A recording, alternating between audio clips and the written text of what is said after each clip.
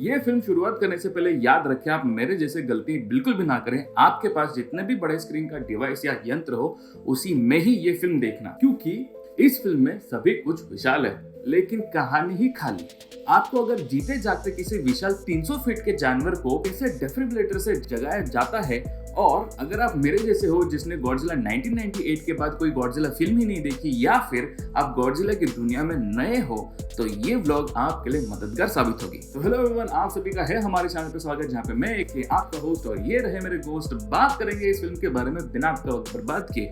शुरुआत करते हैं आज का व्लॉग। और टाइटल तो देखने की जरूरत ही नहीं, मैंने तो पहले ही बता दिया हम कौन सी फिल्म के बारे में बात करने वाले हैं।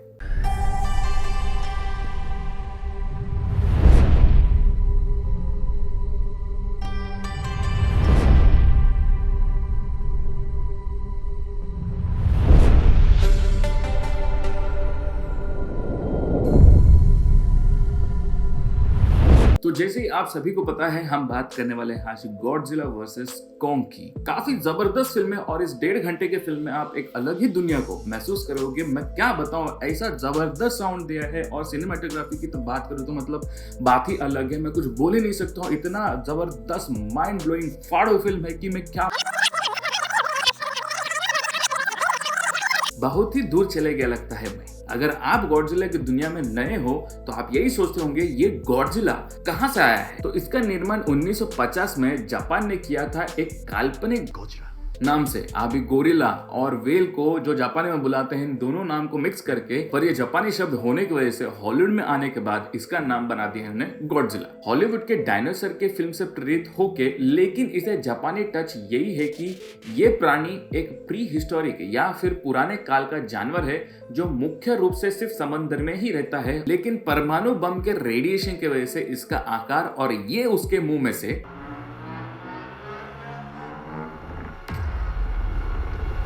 गॉडजिला का निर्माण हिरोशिमा और नागासाकी पे हुए परमाणु बम से प्रभावित हुए लोगों के लिए एक आशा की किरण थी। जापानी लोगों को बताने कि हम इस हालात से लड़कर भी आगे निकल सकते हैं और कुछ बहुत बुरे से कुछ अच्छा भी बन सकता है। और गॉडजिला उनका एक हीरो है, क्योंकि वो हमेशा कभी कोई इंसान जो ऐसे परमाणु हथियार के विनाश से अनजान है, लेकिन ऐसे मानवता को नष्ट करने वाले हथियार को निर्माण करने वाले लोगों पे आकर आक्रमण करता है और साथ ही उसे अपने दुश्मनों से भी लड़ना पड़ता है। इसी गॉडजिला के निर्माण के उस जमाने में बहुत सारे फिल्म्स आए। अभी इन्हीं फिल्म्स को हॉलीवुड वाले अपने स्टूडियोज में लेकर एक जबरदस्त एनिमेशन के साथ हमें वापस से वही सारे फिल्म्स, वही कहानियों के साथ थोड़े बहुत यहाँ वहाँ ट्विस्ट करके हमें दिखा रहे हैं। अभी मैं जब 1998 का गॉडजिला देखा था, तब मुझे ऐसा लग रहा था कि मैं जुरासिक पार्क ही देख रहा हूँ। मुझे पता ही नहीं ये गॉडजिला क्या है। तो गॉडजिला का निर्माण ठीक जैसे कोरोना वायरस अपने बॉडी में जाकर आजकल म्यूटेट हो रहा है,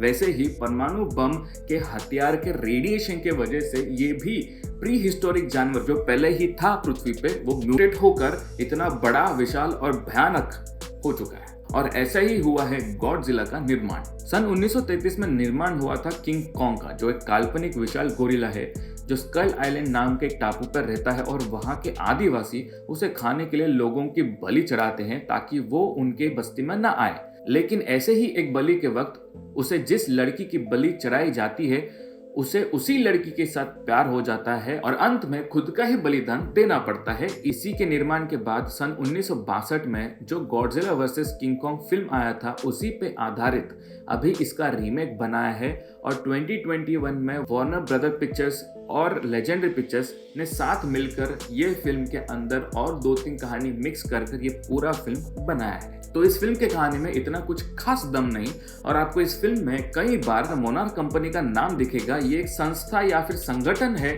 जो ऐसे समझ लो अभी फिलहाल पृथ्वी पे जितने भी काइजू मतलब अबे काजू नहीं बे, काइजू ये भी एक जापानी शब्द है। इस शब्द का अर्थ होता है विचित्र प्राणी। ये ऐसे जानवरों के हावभाव को जानने की और इन्हें कैसे नियंत्रण में लेकर आए, इसके बारे में रिसर्च करता है। तो इस फिल्म का मुख्य कहानी है एपेक्स साइबरनेटिक्स एक मॉडर्न जमाने का टेक्नोलॉजी कंपनी है जो रोबोटिक्स, इंसानी दिमाग, आर्टिफिशियल एजेंसी ऐसे प्रकार के टेक्नोलॉजी पे काम करता है। उनके साइड पे अचानक से गॉडजिला आकर हमला कर देता है। हाँ, क्यों करता है हमला? मैंने क्या गॉडजिला के बारे में पहले बताते क्या नृत्य क्या वहां पे बताया ना, काय को आता है वो करके।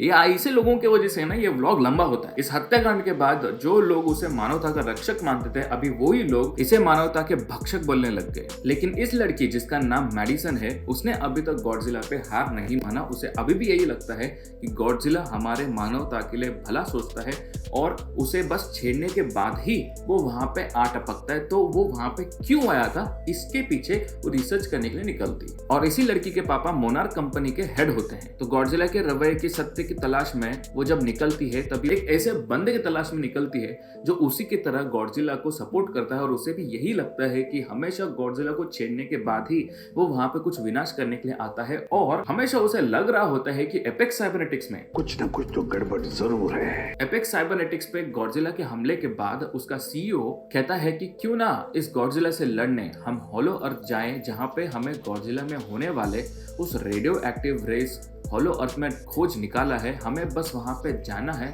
और उस एनर्जी को ढूंढ कर ले आना है, ताकि उसी रेस से उसी से लड़कर उसे मारा जाए। और इस मिशन के लिए वो इस प्रोफेसर को भाड़े पे लेता है।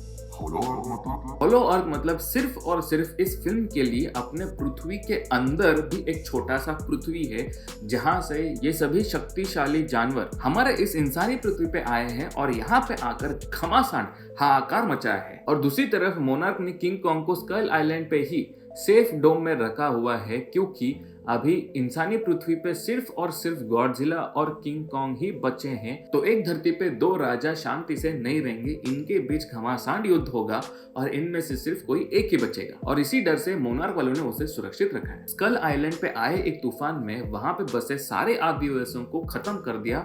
उनमें से किंग कॉन्ग सिर्फ इस लड़की को ही बचा पाया, जो अभी बहरी है और उसका नाम जिया है। किंग कॉन्ग सिर्फ इसी पे ही भरोसा करता है और इस लड़की का देखभाल कर रही है ये साइंटिस्ट। और इसी साइंटिस्ट का दोस्त कहता है कि होलो अर्थ में ऊर्जा का स्रोत ढूंढने में हमारी मदद करेगा किंग कॉन्ग। अपने जेनेटिक मेमोरी और गॉडजिला के विरोधी होने के वजह से वो इस ऊर्जा को जल्द से जल्द ढूंढ निकालेगा। और पौराणिक जमाने से गॉडजिला और कॉन्ग एक दूसरे के विरोधी ही हैं। बस इतनी सी है इस फिल्म की कहानी। हाँ, सच बता रहा हूँ, इतना ही है इसका कहानी। मैडिसन, जॉश और बर्नी क्या ढूंढने निकलते हैं और कौन सा राज उन्हें पता चल जाता है। एपेक्स साइबरनेटिक्स असल में क्या बना रहा था, क्या गॉडजिला इस बंदर की लेगा जान, ये सब कुछ जानने के लिए आपको फिल्म देखना पड़ेगा। मैंने कोशिश किया है आपको इन दोनों कैरेक्टर्स का थोड़ा बैकग्राउंड दे दूं, और जो लोग इन कैरेक्टर्स को फॉलो नहीं करते वो लोग एटलीस्ट ये फिल्म जाकर देख ले, ताकि उनको थोड़ा एक बैकग्राउंड मिल गया, तो अंडरस्टैंडिंग आ गया दोनों कैरेक्टर्स की। लेकिन कैरेक्टर्स के लिए नहीं, तो पूरे फिल्म का एक्सपीरियंस देखने के लिए जाकर देखिए। इस फिल्म की कहानी आपको इसी के इर्द गिर्द ही घुमाती है, लेकिन मगर किंतु परंतु जबरदस्त माइंड ब्लोइंग एक्शन और वीएफएक्स। अगर आपने लेजेंडरी पिक्चर्स पहले कभी देखे हैं, जैसे कि 2019 और 2014 का गॉडजिला, 2017 का Kong Skull Island, Pacific Rim, Jurassic World, Warcraft, Batman, ये सारे मूवीज देखोगे तो इसके अंदर बहुत सारे ढेर सारे कलर्स दिखेंगे। मतलब इन्हें क्या इन सब नियॉन लाइट्स का ऑब्सेशन है ना, क्या पता। पूरा फिल्म मेजॉरिटी तो ब्लू और रेड में ही घूमता है और फिल्म के एंड में तो आपको दुनिया के सारे रंग देखने के लिए मिलेंगे। मतलब इंसानों के शक्लें भी आपको रंग भी रंग देखने मिलेंगे। इस फिल्म का सिनेमेटोग्राफी और म्यूजिक बोले तो ऐसे जबरदस्त प्लेसमेंट्स किए हुए हैं, और वो जो साउंड इफेक्ट्स जो दिए हैं इस फिल्म के अंदर वो माइंड ब्लोइंग है। मतलब ये जो पूरा फिल्म का एक्सपीरियंस, वीएफएक्स, सिनेमेटोग्राफी और म्यूजिक, ये तीनों अगर आप कंबाइन करके अगर एक ऑडियंस के पास जबरदस्त प्रेजेंट कर लेकर आते हो, तो ऐसे मतलब माइंड ब्लोइंग मूवी आपको कहीं देखने मिलेगी। लेकिन इसकी ओवरऑल स्टोरी इतनी पुअर है, और इस फिल्म के अंदर जो स्क्रिप्ट या डायलॉग्स जो लिखे हुए हैं वो इतने कॉमन और इतने प्रेडिक्टेबल है। मतलब हंसी के सीन के वक्त हंसी नहीं छूटेगी, शौक के सीन के वक्त ना शौक आएगा, ना एक्साइटमेंट आएगा, ना फिर रोने लगेगा, कुछ नहीं लगेगा, आपको कुछ फीलिंग नहीं आएगी, क्योंकि इतना प्रेडिक्टेबल आजकल हर मूवीज में और मोस्टली एक्शन मूवीज में सभी लोग ये यूज करने लग गए। इससे इतना बोर लगता है कि वो देखने में कुछ मजा ही नहीं। और मेरे ख्याल से ऐसी काइंड ऑफ पिक्चर में ये सब देखने के लिए बैठने नहीं चाहिए। एक्टर्स लोगों की एक्टिंग ओके है, ठीक ठाक है, 50-50, इतना कुछ बढ़िया आउटस्टैंडिंग नहीं किया है, ओकेश एक्टिंग है, अगर आपके कुछ कैरेक्टर्स अगर आपके फेवरेट हैं तो आप उन्हें देखने के लिए जा सकते हो, लेकिन उसमें दम नहीं, मेन दम है साउंड इफेक्ट्स, VFX और सिनेमेटोग्राफी। जिस हिसाब से उन्होंने वो शूट किया है, काफ़ी सारा पार्ट तो मुझे पैसिफिक रिम जैसा ही लगा। अगर आपने देखा है मुझे नहीं पता, लेकिन ये मूवी बहुत ही अच्छा था। एनीवेज वो सेम वैसा ही लगता है और ऐसा लगता है मतलब आधा ट्रांसफॉर्मर्स आधा पैसिफिक रिम वैसे ही काइंड ऑफ लगते हैं, इतना कुछ आउटस्टैंडिंग अलग नहीं लगता है। बट ये VFX इनकी दोनों का जो फाइट सीन है वो देखने लायक है। और कई सीन्स तो मूवी में बिना लॉजिक के ही है, जैसे कि कैंटोनमेंट जोन के बाहर जबरदस्त बारिश हो रहा है, लेकिन कॉन्ग जब इसके छत पे खोल बना देता है, बारिश का एक बूंद भी अंदर नहीं गिरता। तो ये तो इस फिल्म के शुरुआत में ही इसका ये हाल है, तो आगे तो कितने इलॉजिकल सीन्स देखने मिलेंगे। रेटिंग की बात करूं तो according to MPA as expected इसे PG-13 का रेटिंग दिया है। मतलब 13 साल के नीचे बच्चे इस फिल्म को ना देखे बिना पेरेंटल गाइडेंस के। लेकिन अगर मुझसे पूछोगे तो ऐसे कुछ खास गाइडेंस की जरूरत नहीं, बच्चे आराम से अपने आप से मूवी देख सकते हैं। लेकिन ये आपके ऊपर निर्भर रखता है कि आपके बच्चे किस चीज से कैसे डरते हैं, क्योंकि इस फिल्म में बिना कारण बिना कोई वजह से कभी भी पूरे फिल्म में सभी लोग बस चिल्लाते रहते हैं।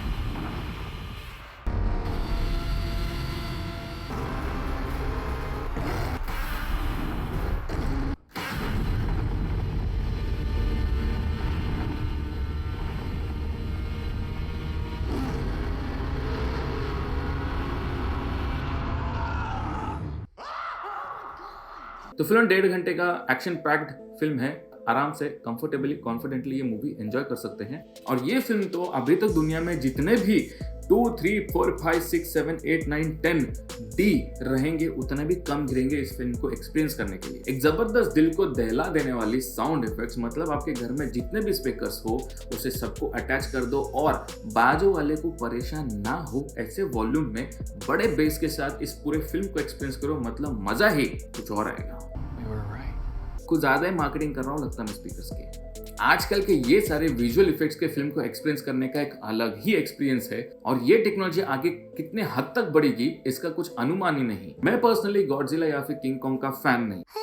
मैंने सिर्फ रिसेंटली वो जो कॉन्ग स्कल आइलैंड आया था वो फिल्म देखा था, बहुत ही ज़बरदस्त। सैमुअल एल जैक्सन का भी रोल था उसके अंदर और मूवी ओवरऑल काफ़ी ज़बरदस्त था। और उसके एंडिंग क्रेडिट्स में इन्होंने वो गॉडजिला को लिंक करके दिया था। मैंने तो खास करके तभी एंडिंग क्रेडिट्स देखा नहीं था, लेकिन अगर आप एक ऐसे इंडिविजुअल हैं मेरे जैसे ही जो गॉडजिला या फिर किंग कॉन्ग के इतने कुछ बड़े फैन नहीं है, मैं कहूँगा इस मूवी के अंदर स्टोरी के लिए कुछ खास नहीं है। स्टोरी देखने के लिए मत जाओ या फिर मूवी को समझना है इसके लिए मत जाओ। सिर्फ मूवी का जो विजुअल इफेक्ट्स है उसको महसूस करो और जो साउंड इफेक्ट जिस हिसाब से उन्होंने बनाया है, जिस हिसाब से बिठाया, मतलब काफी बड़ी टीम इसके पीछे काम करती। इन सभी लोगों को क्रेडिट जाना बहुत ही इंपॉर्टेंट और इस फिल्म के अंदर उन्होंने वो कर दिखा है। मूवी को सिर्फ जो रेगुलर मूवी चल रहा है उसको सिर्फ ठीक है थोड़ा बहुत समझने की कोशिश करो, जितना समझ में आता है उतना ओके है, लेकिन जो एक्शन सीक्वेंस है, जो जिस हिसाब से उसको दर्शाया गया है, जिस हिसाब से वो सिनेमेटोग्राफी दिखाया गया है, जिस हिसाब से वो एंगल घुमाई गई है, जिस हिसाब से कैरेक्टर को इंट्रोड्यूस किया हुआ है, वो लड़की जिया भैरी है, ये भी इंट्रोडक्शन बहुत अलग वे से बताया है। तो ये बहुत अच्छी कैरेक्टर्स है, बहुत अच्छे मूव्स है और बहुत अच्छे स्केल और एंगल है, तो ये महसूस करना बहुत ही इंपॉर्टेंट हो जाता है। तो इसलिए मैं कहूँगा वीकेंड में, वीकडे में मत देखो, वीकेंड में इस फिल्म को जरूर देखिए, आपका 1.5 घंटा एंजॉयबल जाएगा। और मैं कहूँगा ये वन टाइम नहीं तो कम से कम 3-4 टाइम्स वॉचेबल मूवी है। तो आपके पास जैसे वक्त मिले, जो कोई भी वीकेंड को आपको वक्त मिले, तो इस फिल्म को देखने के लिए हेजिटेट मत करें। मैंने किया था इसलिए मुझे इतना वक्त लगा ये फिल्म देखने के लिए। मैंने कल ही ये फिल्म देखा है, जबकि फिल्म रिलीज होके बहुत वक्त हो गया। लेकिन अगर आप वन टाइम ये फिल्म डायरेक्ट ये फिल्म देखने के लिए बैठते हो और आपने पहले पास में कोई भी गॉडजिला या फिर किंग कॉन्ग के फिल्म देखे नहीं है, वैसे तो कैरेक्टर कुछ हजम तो नहीं होता है। फ्रैंकली स्पीकिंग गॉडजिला और किंग कॉन्ग ये दोनों कैरेक्टर्स मुझे बिल्कुल हजम नहीं होते। दोनों के ही पावर्स बहुत अलग हैं। उसके मुंह में से न्यूक्लियर रेडिएशन निकलते हैं और इतना इलॉजिकल लगता है कि वो जब रेडिएशन बाहर इतने आसानी से सबको मार रहा है, तो किलोमीटर तक उस रेडिएशन के वेव्स जब निकलते हैं, फिर वो जो रेडिएशन निकलता है, उसका पावर जो निकलता है, उसकी इंटेंसिटी जो निकलती है, वो लोगों को इफेक्ट करती है। यहाँ पे कोई अफेक्ट ही नहीं हो रहा है उससे, किसी को कुछ हो ही नहीं रहा है, सब लोग नॉर्मल जैसे चल रहे हैं। तो ये सारी चीज़ें मैंने जैसे पहले कहा कि इलॉजिकल है, इसमें कोई लॉजिक है, फिर इसमें ऐसा कुछ ढूंढने मत जाओ कि हाँ भाई ये ऐसा है वो वैसा है। सिर्फ एनिमेशन और वो जो साउंड इफेक्ट्स दिखाया ना, वो जो हॉलो अर्थ में जाना, वहाँ से निकलना, उसमें काफ़ी सारे शॉर्ट्स इलॉजिकल, लेकिन वो जो दिखाया है विजुअली, वो इमेजिन करके वो